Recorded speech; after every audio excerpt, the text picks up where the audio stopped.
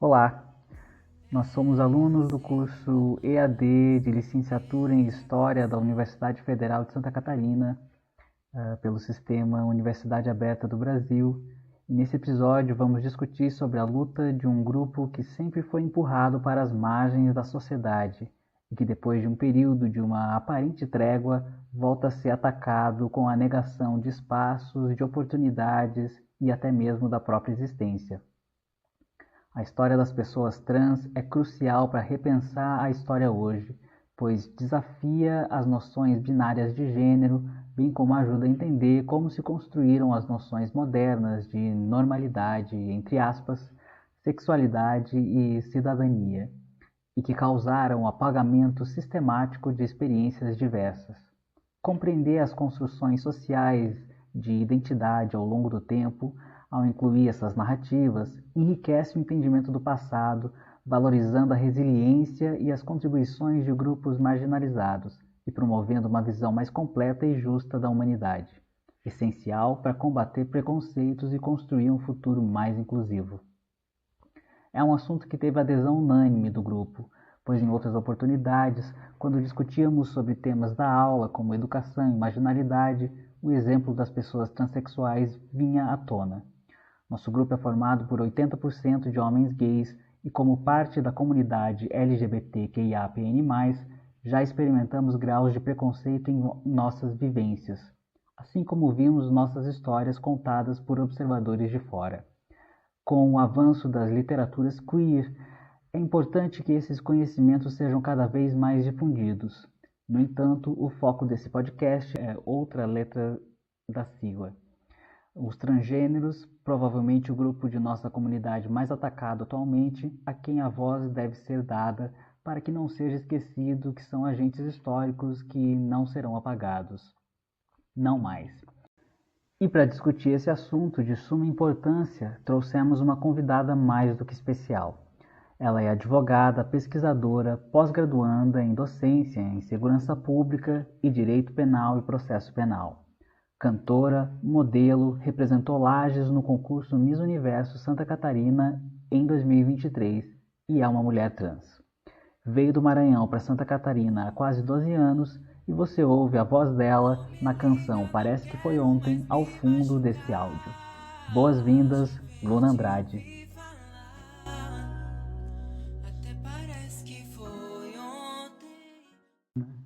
Obrigado por tirar seu tempo para conversar com a gente um pouquinho. Você falou que trabalha bastante, eu vou ter que colar, porque você faz muita coisa. Você é funcionária pública, você é advogada, é cantora, modelo, já foi representar a Lages como Miss Universo em 2023. Conta um pouquinho para a gente da sua vida. Eu sei que você veio do Maranhão, né? Sim, nossa, vocês precisaram tudo, né? Então, eu nasci no Maranhão e estudei até terminar o ensino médio e vim para Lages através de bolsa pelo ProUni, através do Enem, né? E estudando odontologia. E nesse processo aqui em Lages foi um processo de reencontro artístico. Por quê? Porque no Maranhão eu cantava, no entanto, lá eu cantava na igreja antes, e quando eu começo essa parte de transição de gênero, eu acabo saindo da igreja, né? Então a universidade vem surge como um ambiente para eu estudar, e também lá me dá a oportunidade, através de coletivos, como a Rede de Desenvolvimento Comunitário Casa de Gente e Coletivo Bafo, onde eu encontro um apoio entre pessoas LGBTQIAPN+, pessoas que eram artistas também, e aí eu volto a cantar. Então, eu volto a cantar aqui em Lages, e aí eu começo todo o meu trabalho artístico durante esse tempo na faculdade, fazendo odonto ali, onde eu mais me dediquei cantando. Na eu não concluí o curso, fiz 3 anos e meio, estava com um desgaste muito grande, porque já não era algo que eu me encontrava mais, mas que meus pais se encontravam, né? Infelizmente, os nossos pais pegam talvez os sonhos deles, né? As perspectivas deles, acabam por Projeto.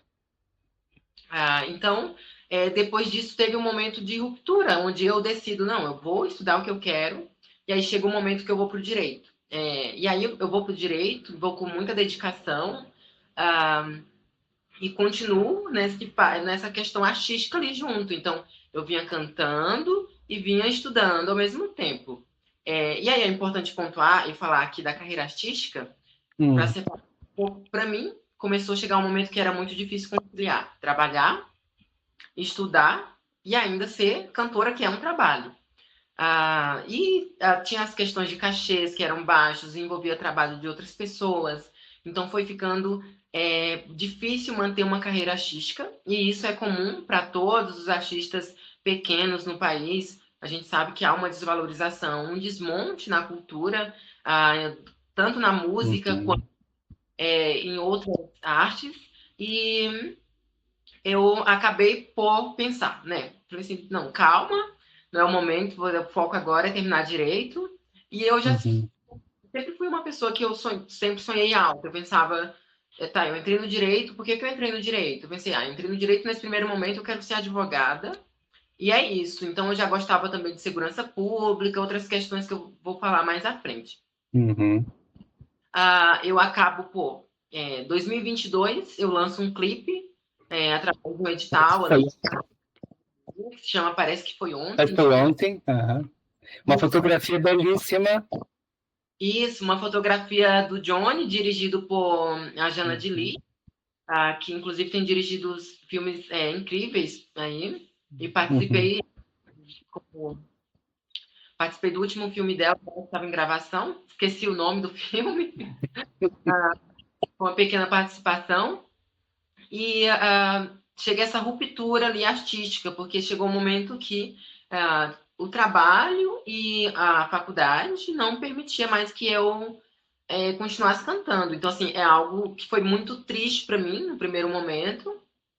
E aí eu pensei, preciso de uma estratégia, preciso me manter na arte. E eu sempre tive muitos convites para modelar. Então, tinha muitos convites para modelar, e foi aí que surgiu o Miss Universo.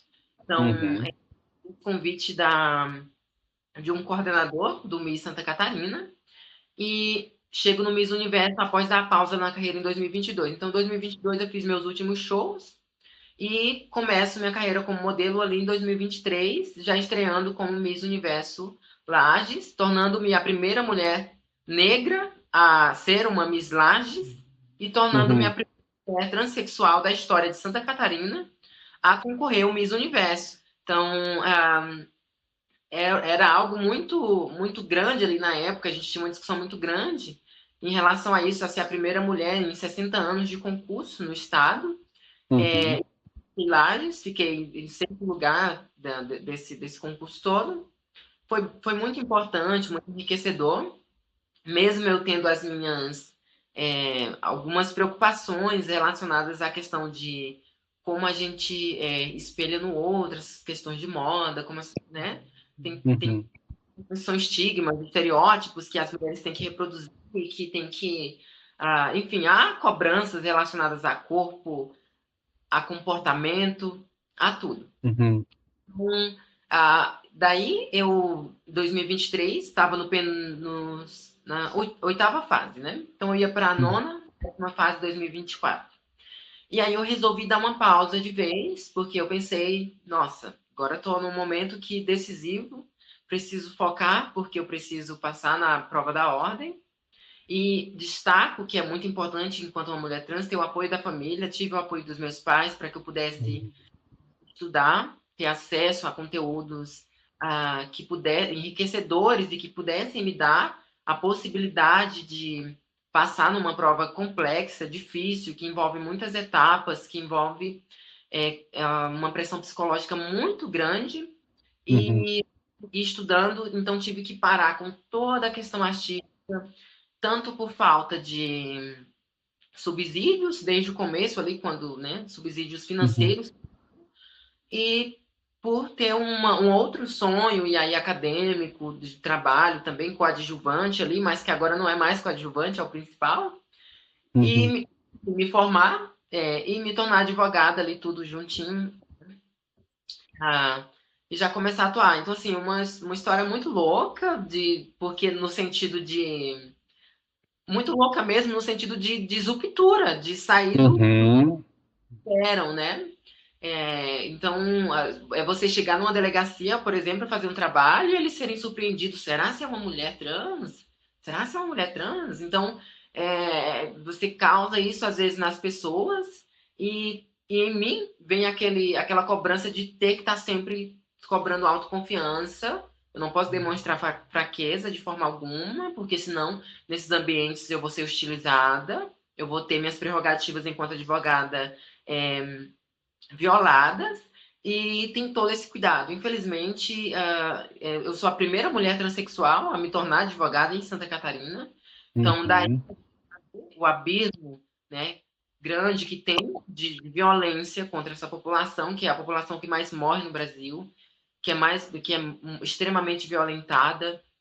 Isso a gente consegue ver, inclusive, no Atlas da Violência de 2020, Uhum. onde homens trans, por exemplo, teve um aumento de quase 2.000 casos de registros, né? Então, assim, são aumentos exponenciais e eles estão tanto pela falta de informação, né? E também porque as pessoas passaram a se sentir encorajadas em denunciar. Mas, vamos conversar um pouquinho mais, então, sobre a questão da transexualidade. Tem uma questão que eu quero te fazer que é muito cara para mim, mas, enfim, esse título previu, mas eu não vou ler agora um trechinho do discurso da Silvia Rivera na Parada Gay de 1973 em Nova York, então, 4 anos depois de Stonewall, em que ela é utilizada e ela está lá lembrando, ela percebeu que aquele movimento todo, na verdade, era uma porção de gays e lésbicas cis, brancas, e elas já estavam contentes com certos direitos que estavam conquistando, e as transexuais, as travestis que estavam na linha de frente, que estavam apanhando e foram à frente de todo o movimento, acabaram ficando para trás. A gente percebe em algumas leituras, as trans não eram bem-vindas em bar gays. Os bares gays eram para gays cis. Então, elas eram utilizadas lá também. Eu cresci nos anos 90 descobrindo uma sexualidade com aquele machismo internalizado, assim, lá nos anos 90, de olhar para um gay um pouquinho mais feminizado e falar assim, também não precisa, né? Não precisa também, né? Enfim, até chegar na maturidade agora de perceber que eu estava errado em relação a tudo isso. A minha pergunta é, depois de todo esse contexto, você acha... É claro que a comunidade LGBT deixou os trans para trás no passado, isso é claro. Eles conseguiram o casamento, a união estável que eles queriam, eles conseguiram higienizar aquela coisa, o casalzinho, né, que pode adotar filho. Você acha que ainda vocês estão sendo deixados para trás pela comunidade LGBT? Sim. Então, é um ponto muito importante quando você fala do movimento espanhol, e aí tu cita as lésbicas, e eu acho que a gente tem que ter um cuidado também muito grande em citar as mulheres aí, porque enquanto os homens gays se sentiam naquela época com seus direitos minimamente garantidos, a gente estava enfrentando uma epidemia de AIDS na época, onde as pessoas transexuais, LGBTQIA+, né, no geral, estavam sofrendo tanto preconceito como também estavam sendo jogadas para a vala das mortes, né? Então, assim, as mulheres trans e as mulheres lésbicas surgiram naquele contexto de forma muito importante, porque muitas delas passaram, inclusive, a ser cuidadoras de homens gays, e a gente nunca teve esse retorno, nunca teve esse apoio. O que a gente tem hoje é aquele apoio muito fetichizado na diva pop, né? É um apoio diva pop. Se você for um pouquinho no contrário desse caminho, talvez você não consiga o apoio dessas pessoas que querem viver uma heteronormatividade cisgênera na sociedade. E no contexto brasileiro, a gente pode pensar na época da ditadura militar, onde homens gays, se não tivessem tão afeminados assim, não seriam punidos pelo crime de vadiagem, né? E que Uhum. muitas vezes, quando estes eram perseguidos, eram defendidos pelas travestis que estavam nas ruas, em Exatamente. Rio de Janeiro, e que eram presas e que protegiam, e sempre protegeram homens gays. E é muito importante a gente entender o papel também dessas mulheres lésbicas nesse contexto. Uhum. Muitas delas também foram as cuidadoras, tanto no Uhum. espanhol, quando a gente entra na época aqui no Brasil, quando isso surge no Brasil como um problema. Então, assim, eu entendo que as mulheres lésbicas também têm esse contexto de violação, no sentido de ser mulher, Uhum. de que a gente fala em direito à união entre pessoas do mesmo sexo, muitas vezes a gente não olha para a família constituída por duas mulheres, que isso geralmente é baseado na Constituição a partir de dois homens. Uhum. Inclusive, o direito para a retificação de nome e gênero foi vindo depois dessa conquista de união estável entre pessoas do mesmo sexo. Uhum. Então, e aí tem um outro problema, né? Nós, pessoas trans, e aí eu falo mulheres trans, travestis, homens trans, transmasculinos, toda essa Uhum. comunidade que entram na transexualidade, eles têm o tempo inteiro seus direitos cerceados e atacados pelo legislativo brasileiro ou pela Uhum. INEP, o governo brasileiro atual, e o anterior não temos nem o que falar. Uhum. Mas tem uma inércia, né? E é algo que a gente, aliás, esperava. Mas isso pode ser proposto pelo presidente da República, por exemplo, para que a lei que protege nós, enquanto pessoas LGBTQIAPN+, de não sofrer violência e que pune os crimes de violência equiparados ao crime de racismo, Uhum. bem ser resolvido através de um projeto feito pelo próprio presidente da República. Seria mandado para a Câmara, né, votado, enfim, que poderia ser derrubado, mas Uhum. poderia ser iniciativa do presidente, mas ele se atém a falar que ele não legisla, que esse não é o papel dele. De fato, não é. Uhum. Há exceções para isso, é o legislativo que tem que fazer isso. Uhum. Porém, o nosso legislativo é um legislativo que ataca diariamente os nossos direitos, não só o direito das pessoas trans, mas como o direito da população LGBTQ+, mas como um todo, o direito das pessoas negras. A gente teve, inclusive, uma deputada catarinense que chegou a propor a diminuição de pena de crime de racismo que já tinha sido aumentada, justamente Uhum. a idade que as pessoas iam tendo. E aí, qual a questão jurídica disso que é muito importante ser discutida? Quando a gente fala de pena de crime, e aí eu falo de racismo, mas é equiparado para crime contra pessoas LGBTs, Uhum. diminui a pena, automaticamente você está diminuindo a possibilidade de uma punição que de fato vai ser efetiva, né? Então, assim, quando você diminui uma pena, você abre caminhos para que a pessoa que está sendo condenada possa responder esse processo com outros, né? A gente tem penas privativas de liberdade, restritiva de direitos. Então, quando você baixa a pena de um crime, você dá a oportunidade para que essas pessoas possam ter acesso a outros direitos que, com o seu aumento, eles passam a não ter. E aí eu não vou Uhum. tentar explicar os ritos para vocês, porque seria um contexto muito jurídico, mas basicamente o que acontece? No judiciário, a gente tem os ritos, que é como funciona essas punições. Então, a partir desses ritos é que se decide como se vai condenar alguém e a que benefícios eles têm.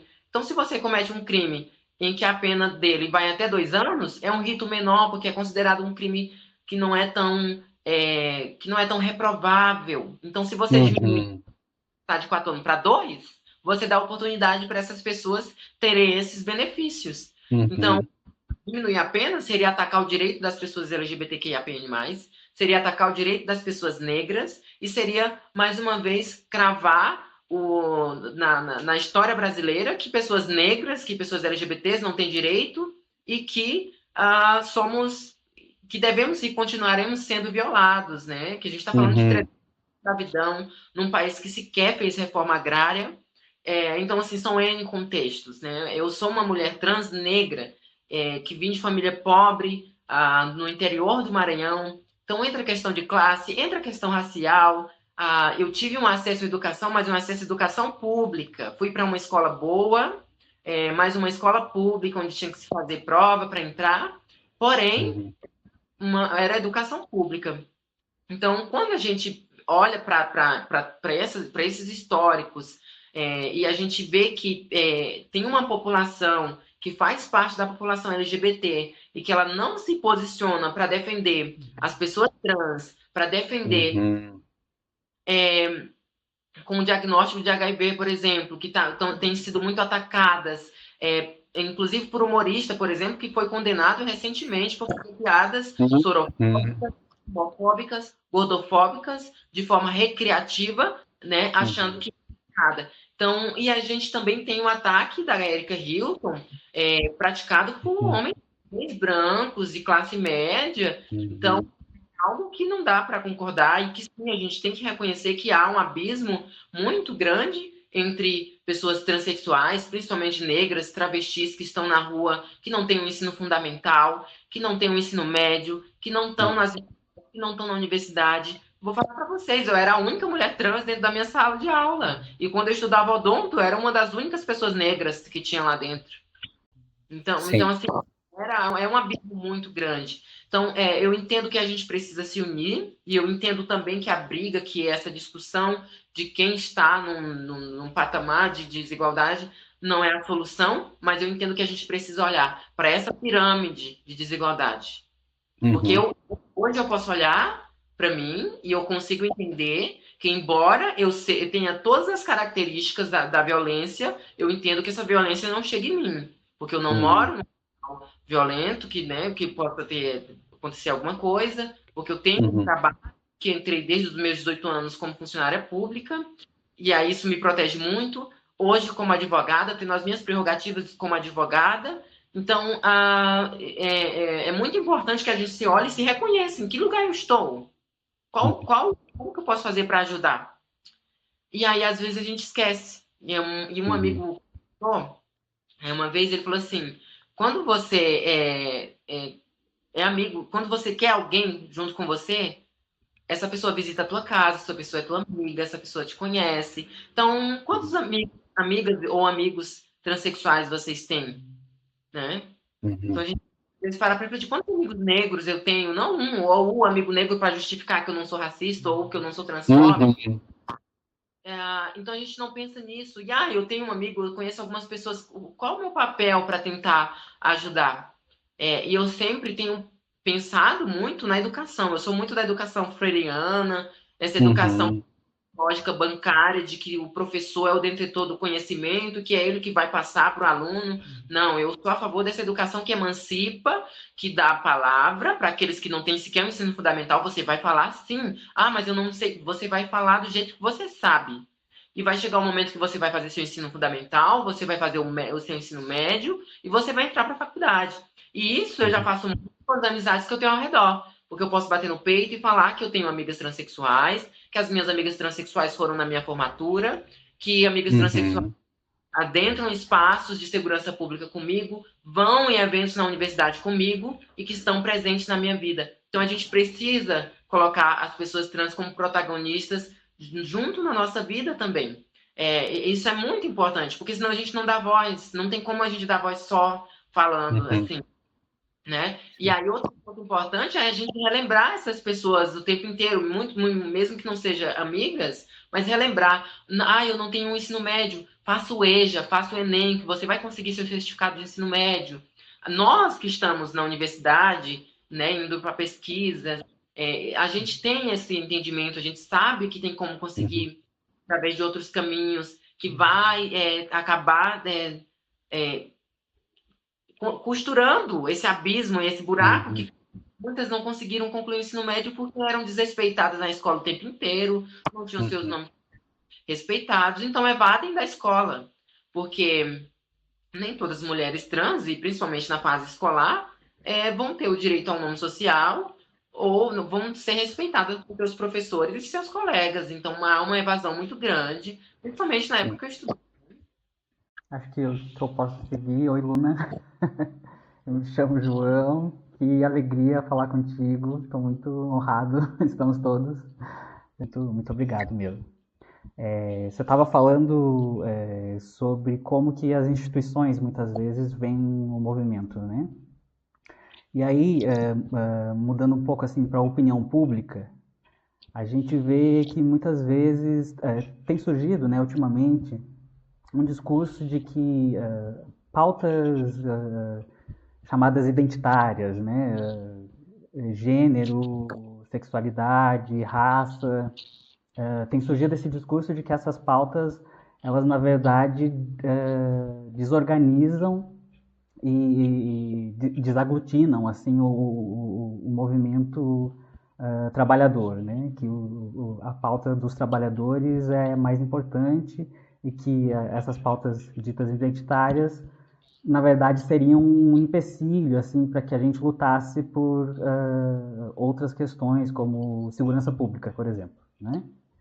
E aí a gente queria saber assim como é que você tem enxergado isso, se você acha que a gente pode resolver isso de alguma forma. Eu sei que é complexo, mas a gente queria saber a tua opinião.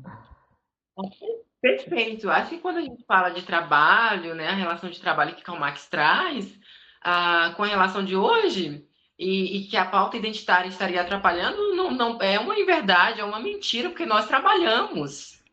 Nós trabalhamos.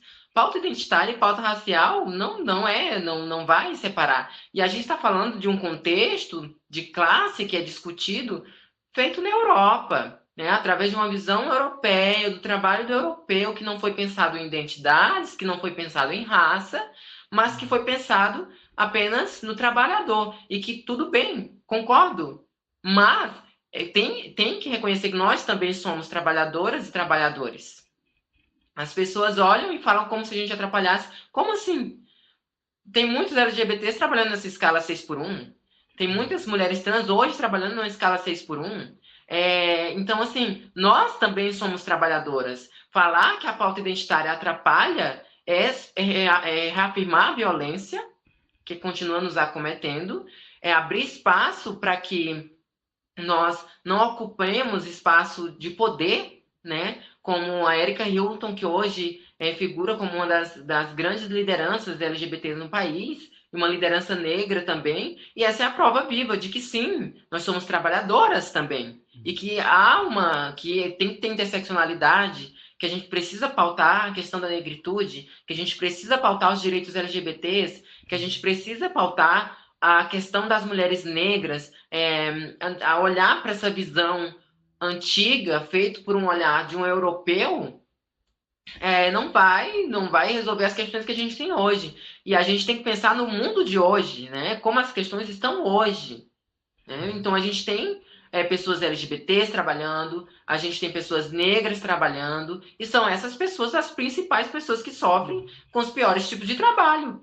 Se a gente for falar do subemprego, as mulheres negras estão no subemprego, os homens negros estão no subemprego, a população LGBT está no subemprego, porque muitas vezes não tem uma formação ali, e quando tem também ainda está no subemprego, e não tem subemprego pior do que a prostituição, que mulheres trans são sucateadas e jogadas todos os dias. Então, que pauta é essa que não incluiria a gente? Que tipo de atrapalhamento que faria, né? Que nesse sentido, a única questão que eu tenho, nós, enquanto estudantes, enquanto pesquisadores, tenhamos um cuidado ao abordar a sigla, né, na sua amplitude, porque isso pode causar, numa discussão política ali, um certo impedimento para que a gente consiga fazer negociações políticas. Mas, dentro do movimento, eu não vejo problema algum da gente discutir isso, né, junto com as identitárias de classe, enquanto pesquisa. Porém, a questão política, eu penso que tem que ser preponderada por causa justamente de que política é jogo, um jogo que fala sobre as nossas vidas, e para a gente garantir mínimos direitos, a gente tem que, infelizmente, muitas vezes baixar um pouquinho a bola, suavizar. Até certa vez comentei que eu estava num evento da Compi, e que nesse evento optei por não falar todos, que seria algo que iria abranger outro, mas que em outras palestras, por exemplo, eu pude cumprimentar dessa forma, porque existia pessoas que eram não binárias ali, e na Compi, que era um evento da prefeitura, eu me atentei a não falar, porque justamente eu queria fazer aquele diálogo e abrir espaço político ali. Uhum. E aí não no sentido de excluir, porque a gente não pode excluir também. Não no sentido de excluir, mas no sentido de tentar conversar, de abrir caminhos. Eu acho que esse, mas jamais separar, porque se a gente separar, a gente vai estar segregando, né? Boa noite, Luna, primeiramente. Eu sou o Leonardo e eu queria saber, assim, vendo a tua fala, tu falou que no começo, enquanto você estava no Maranhão ainda, eu acho que começou a se conectar com a arte da música, foi na igreja. E eu queria saber, assim, hoje a gente sabe que a religião no Brasil, ela tem tomado grande espaço também na política, e que as classes minorizadas, tanto negros como as classes mais inferiores economicamente, elas têm cada vez mais migrado, vamos dizer assim, para o neopentecostalismo, para o pentecostalismo, e tanto que, inclusive, saiu pesquisas recentes agora que as religiões de matriz africana são compostas, em sua maior parte, por pessoas brancas e não por pessoas negras. Como que você, dentro da tua posição, você encara essa ascensão do neopentecostalismo dentro das minorias, das classes minorizadas, que onde geralmente são relegados, né, as pessoas trans, onde são empurradas e deixadas, e como também na tua vida particular foi essa questão religiosa, se isso te atrapalhou, se isso te ajudou a se libertar, vamos dizer assim, de padrões, de paradigmas, se você tem uma religião hoje, como é que você encara isso? Boa pergunta. Então, foi um momento muito, muito estranho, porque, imagine, eu era uma adolescente, e na adolescência você não. Eu tinha aquela coisa assim, tipo. Eu me via no futuro uma mulher, só que eu não sabia explicar, porque eu não conhecia, né, por ser do neopentecostalismo, né? Minha família é pentecostal, aliás, só minha mãe, né? Hoje, graças a Deus. Mas, assim, super me apoiaram.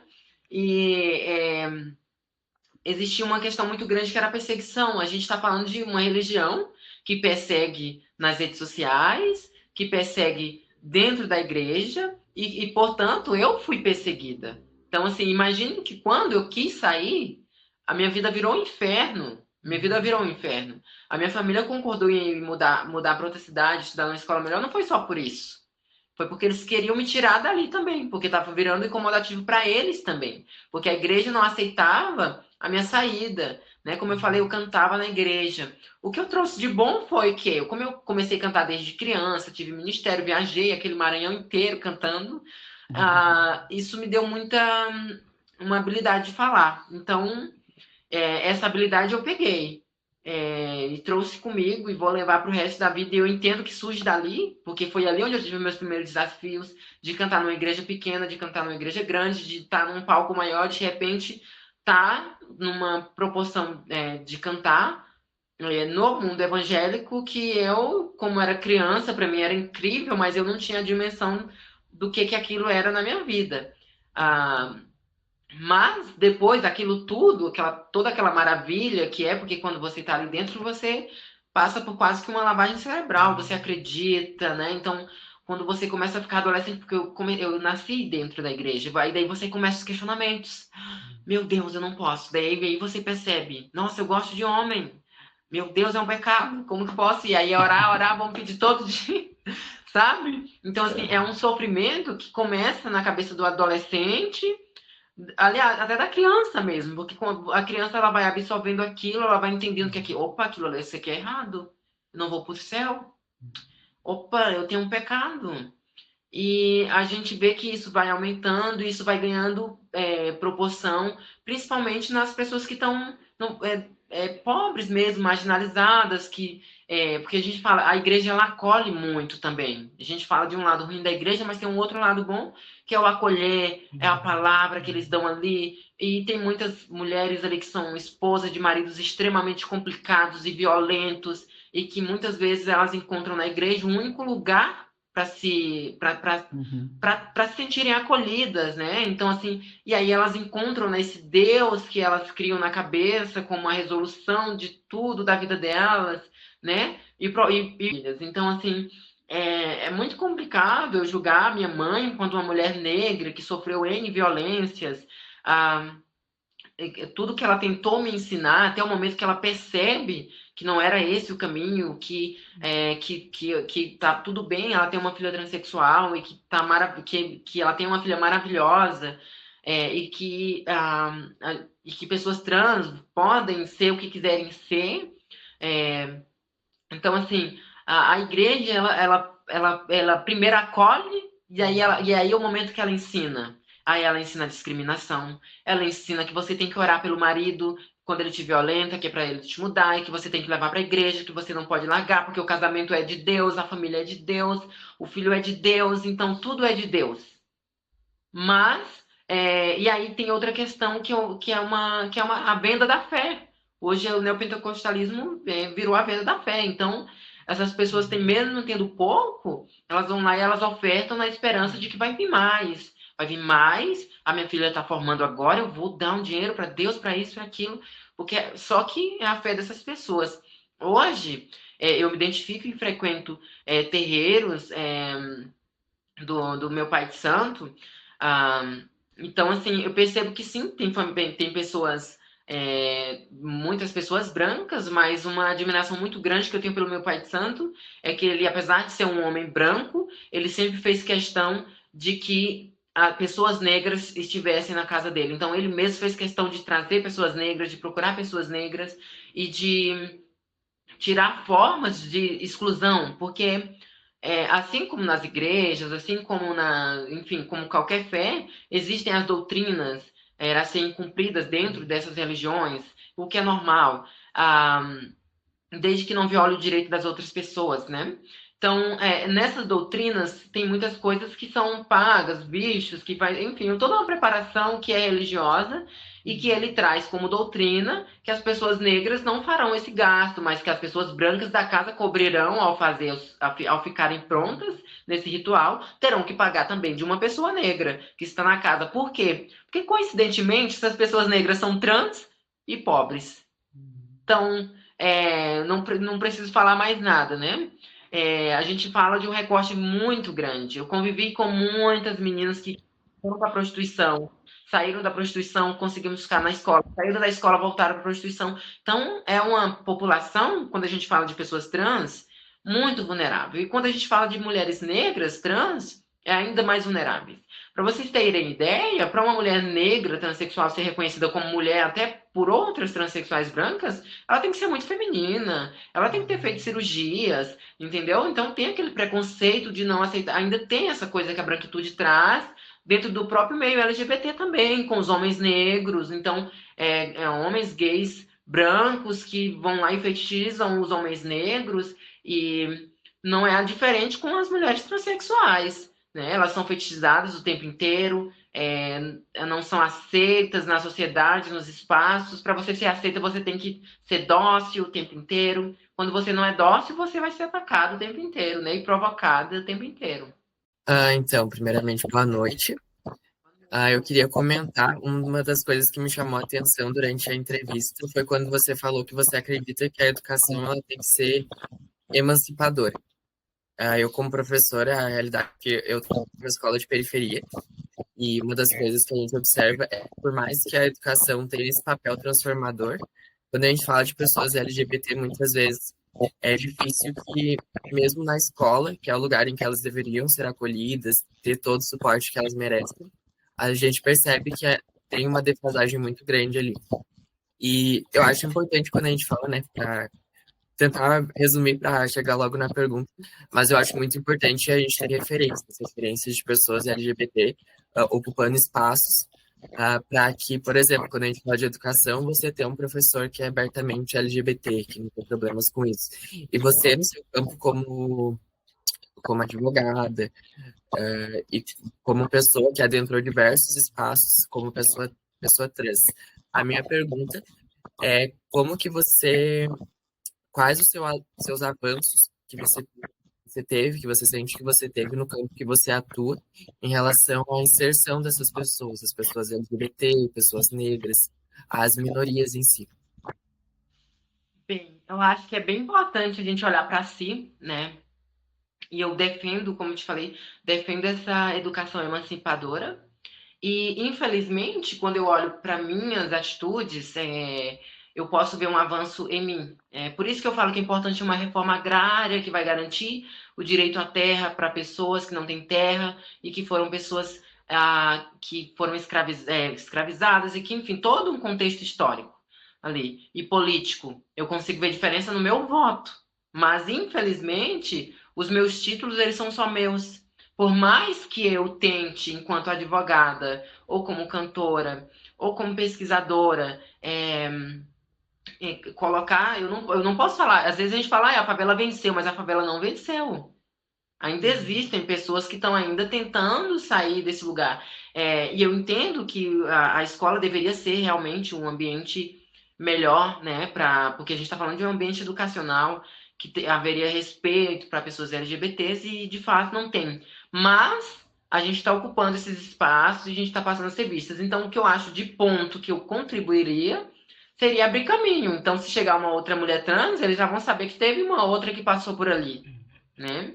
Se hoje pisarem numa delegacia como hoje, eu estive numa delegacia, eu estive na semana anterior em outra ali, enfim, no fórum, que né, é rotineiro, então essas pessoas, é claro, elas não me questionam se eu sou uma mulher trans, e se percebem ou não, também não sei, e isso é muito importante eu destacar, e por que eu falo também muito de que eu não posso falar que foi uma contribuição coletiva, porque foi muito pessoal. Eu nunca cheguei a passar por vexames no fórum, por exemplo. Nunca passei por vexames realmente, assim, numa delegacia. Mas eu entendo que o fato de ter uma mulher trans estudando, que vai ser advogada, eu vou estar, eu vou representar, eu vou entrar, eu vou estar nas delegacias, eu vou estar nos fóruns.